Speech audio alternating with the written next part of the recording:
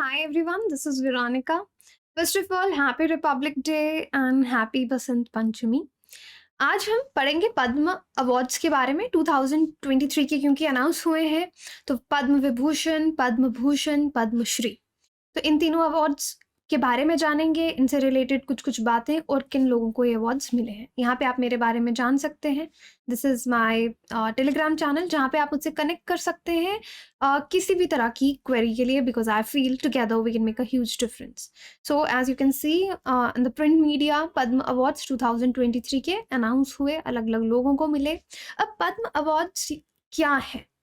Highest civilian awards हैं जो किसी को एक देश में, हमारे देश में, भारत में दिए जाते हैं। 3 कैटेगरीज है पद्म अवार्ड्स की: पद्म विभूषण, पद्म भूषण, पद्मश्री। ओके ये जो अवार्ड्स हैं अलग अलग फील्ड्स, अलग अलग डिसिप्लिन्स, अलग अलग एक्टिविटीज के लिए दिए जाते हैं। For example art, social work, public affairs, किसी ने साइंस में कुछ अच्छा काम किया, इंजीनियरिंग में अच्छा काम किया, ट्रेड एंड इंडस्ट्री में, medicine, literature, education, sports, civil services. तो अलग अलग फील्ड्स एंड डिसिप्लिन्स हैं जहाँ पे जो लोग इनमें कंट्रीब्यूट करते हैं उनको इन अवार्ड से नवाजा जाता है। तो हम तीनों अवार्ड्स को देखते हैं। तो याद रखिए, पद्म विभूषण जो है वो एक्सेप्शनल एंड डिस्टिंग्विश्ड सर्विस के लिए दिया जाता है, कि बहुत अलग से किसी ने कोई सर्व किया, देश को सर्विस दी, तो उसको पद्म विभूषण दिया जाता है किसी भी कैटेगरी में। पद्म भूषण दिया जाता है डिस्टिंग्विश्ड सर्विस। तो ये दोनों में फर्क है, ये exceptional and distinguished service. This is distinguished service of high order, कि काफी अच्छा काम किया। और Padma Shri, distinguished service in any field. तो ये जो अवार्ड्स हैं रिपब्लिक डे पे हर साल ये अनाउंस किए जाते हैं। थोड़ा बेसिक्स पे आए, फैक्चुअल बेसिक्स हैं। फर्स्ट एवर पद्म विभूषण जो है, जो अवार्डीज उसके रहे 1954 में, साइंटिस्ट सत्येंद्र नाथ बोस, ये साइंटिस्ट थे। दैट इज मतलब साइंस के फील्ड से। आर्ट के फील्ड से आर्टिस्ट नंदलाल बोस, एजुकेशन से educationist and politician Zakir Hussain, social worker and politician Bala Saheb Gangadhar Kher, and diplomat and academician VK. Krishna Menon, इन लोगों को मिले। ये तो सब भारतीय थे। जो पहला नॉन भारतीय, जो इंडियन नहीं थे, उनको पद्म विभूषण जिसको मिला वो थे भूटान के राजा जिग्मे डोरजी वांगचुक। इनको भी अवार्ड 1954 में मिला। So these were the Indians who got the award, he was a non Indian. Okay तो ये कुछ कुछ बातें जो आप याद रख सकते हैं। अब ये जो अवार्ड्स हैं, प्रेसिडेंट जो राष्ट्रपति होते हैं हमारे देश के, वो ये अवार्ड देते हैं राष्ट्रपति भवन में, टिपिकली दिया जाता है वहां पे। जो अवार्डीज हैं जिनको ये अवार्ड मिलता है उनको किसी भी तरह का कैश नहीं दिया जाता। ये नहीं है कि कोई प्राइज मनी दिया जाता है, नो कैश। इसमें आपको एक सर्टिफिकेट दिया जाएगा, एक मेडलियन दिया जाएगा, जो आप कहीं पे भी जाएं तो अपने कोट पे, अपने कपड़ों पे उनको आप पहन सकते हैं पब्लिक या गवर्नमेंट फंक्शंस में। अब यहाँ पे एक्सपेक्ट किया जाता है कि जिन लोगों को ये अवार्ड मिलता है वो अपने नाम के आगे ऐसा ना लगाएं, मतलब सफिक्स या प्रीफिक्स करके ना लगाएं। जैसे फॉरेन में आप देखते हैं सर न्यूटन या सर, इस तरह से प्रीफिक्स या सफिक्सेस लगते हैं। तो यहाँ पे हम एक्सपेक्ट करते हैं कि पद्म भूषण अपने नाम के आगे या नाम से पहले नहीं लगाया जाएगा। अब जो पद्म अवार्डी हैं उनको ये हायर अवार्ड भी दिया सकता है, ठीक है। फॉर एग्जाम्पल जैसे Padmashri awardee can receive Padma Bhushan और विभूषण। तो जिनको पद्मश्री मिला है उनको हायर अवार्ड यानी पद्म भूषण और पद्म विभूषण भी मिल सकता है, लेकिन a gap of 5 year is necessary. तो 5 साल के गैप के बाद ही, प्रीवियस अवार्ड से जब गैप हो जाएगा तब उनको दूसरा अवार्ड भी दिया जाएगा। ऐसा नहीं है कि किसी को एक बार मिल गया तो दूसरा नहीं मिलेगा। अब सवाल उठता है कि ये अवार्ड्स क्या, अगर किसी का नाम आ रहा है, देश का इतना बड़ा ऑनर उनको मिल रहा है, तो क्या वो रिफ्यूज करते हैं, कर सकते हैं? देखिए, जब उनका नाम इंक्लूड किया जाता है तब किसी से पूछा नहीं जाता कि हम आपका नाम इंक्लूड कर रहे हैं, करें या ना करें। लिस्ट बना दी जाती है, फिर एमएचए यानी मिनिस्ट्री ऑफ होम अफेयर से उन लोगों को कॉल जाती है। उस समय वो रिफ्यूज कर सकते हैं कि हम ये अवार्ड नहीं चाहते, तो बिना किसी शोर शराबे के उसको कैंसिल कर दिया जाता है। यहाँ पे कुछ एग्जाम्पल्स हैं हमारे सामने जहाँ पे रिफ्यूज किया गया अवार्ड।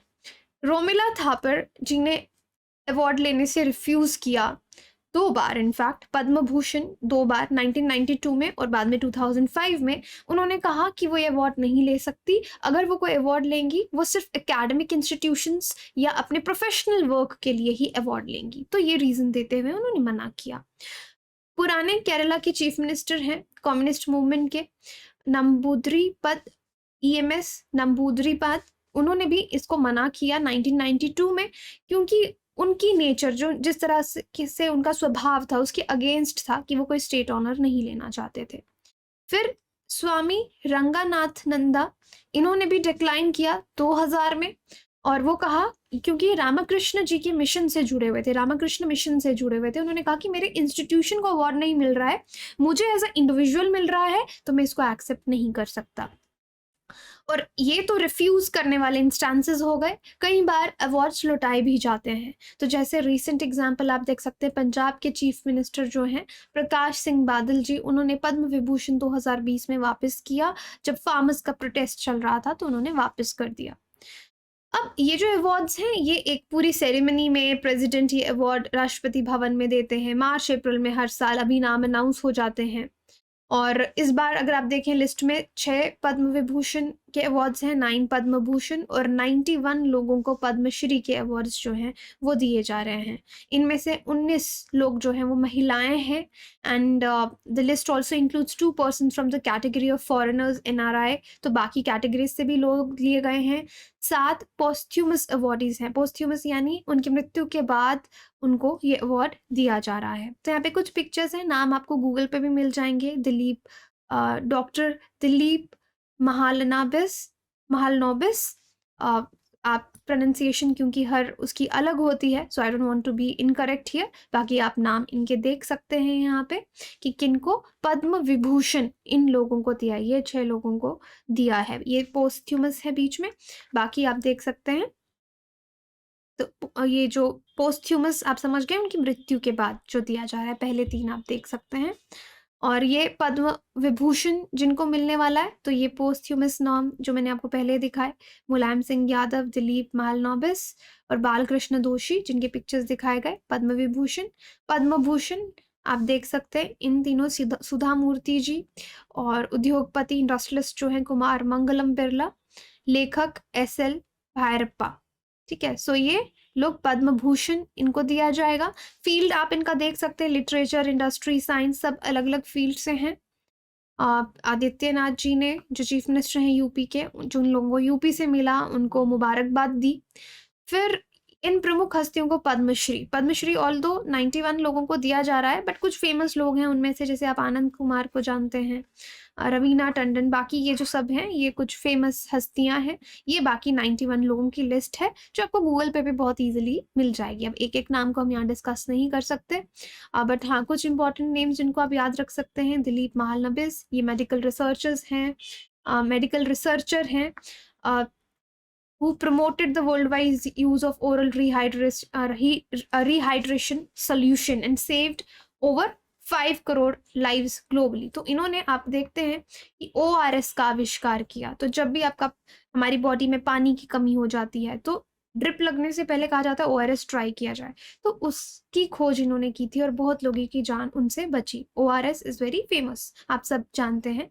तो ये चीज़ उन्होंने ही पॉपुलराइज द यूज, इसको काफ़ी फेमस किया उन्होंने 1971 जब बांग्लादेश वॉर थी। Doctor Ratan Chandrakar, who works with the Jarawa tribe in Nicobar islands. तो जरावा ट्राइब आप जानते ही हैं, काफ़ी क्रिटिकल ट्राइब है, उसके साथ इन्होंने काम किया।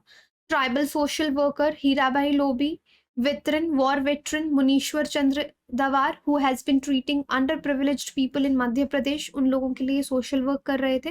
तो यहाँ पे कुछ नाम हैं, आप देख सकते हैं। VP अप्पुकुत्तम पोडुवल, 99 year old freedom fighter, जो कि क्विट इंडिया मूवमेंट में भी जिन्होंने पार्टिसिपेट किया था। स्नेक कैचर हैं यहाँ पे वदिवल गोपाल, मासी सदायन। ये इरूला ट्राइब के 98 year old self sustain small organic farmer Tularam Upreti, तो जिनको पद्मश्री दिया जा रहा है। तो ये कुछ लोग हैं जिनका नाम आप देख सकते हैं। तो ये हैं जिनका मैंने आपको बताया स्नेक एक्सपर्ट्स। तो दैट इज इट। बाकी आप अपनी तैयारी हमारे साथ आसान कर सकते हैं। अनअकैडमी पे अभी 20% ऑफ चल रहा है। ये ऑफ कभी-कभी आता है। सो अनअकैडमी पे आपको आइकॉनिक एंड प्लस कोर्सेज़ मिलते हैं। दोनों की अपनी-अपनी खूबियाँ हैं। आइकॉनिक में आपको लाइव मेंटोरशिप भी मिलती है, प्रिंटेड नोट्स भी मिलते हैं, जो उसकी सबसे बड़ी खूबी है। बाकी आप अगर मेरा कोड यूज़ करेंगे दैट इज़ वीरो UPSC, you will get this 20% of and आपको मेरी मेंटोरशिप मिलेगी। जब तक आप तैयारी कर रहे हैं, आप मुझे टेलीग्राम पे बता दें that you have used my code. बाकी आरएम बैच हमारा 27 से शुरू है। एनसीईआरटी बैच आपका 1 फरवरी से शुरू हो रहा है। ईएमआई आप ईएमआई पे कोर्सेज़ ले सकते हैं जिस पे इंटरेस्ट नहीं पड़ेगा। हैसल फ्री लोन प्रोसेस है। एंड देन ऑफलाइन भी अनअकैडमी का सेंटर शुरू हो रहा है and free interview guidance programme तो हमारा चल ही रहा है for UPSC candidates. Thank you so much.